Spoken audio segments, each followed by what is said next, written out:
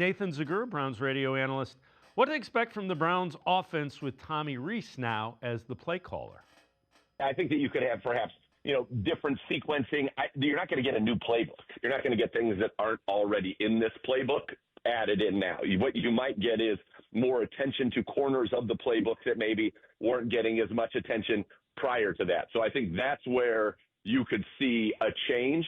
What is Kevin's philosophy? What is Tommy's philosophy? We're going to get to see that. I talked to Dylan Gabriel about it yesterday. So I said, in the headset, they have a certain amount of time that they can talk to the quarterbacks before every play. I said, how has that been? Are there different styles? Are they telling you to look for different things?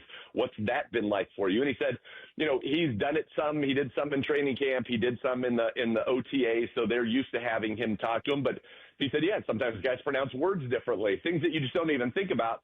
But I think it'll be similar to what we have always done. I think you might see a difference in the sequencing. I think you might see maybe different tendencies, and you might see him, as I said, use different corners of the playbook, that are maybe more things that he is comfortable with or things he thinks can unlock this offense. I think the goal for everybody here is to get this offense, in the passing game in particular, to be more explosive.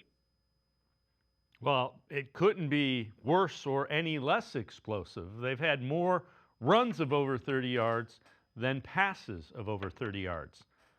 Let that sink in. In today's NFL, that just shouldn't happen. That's how bad this passing offense has been.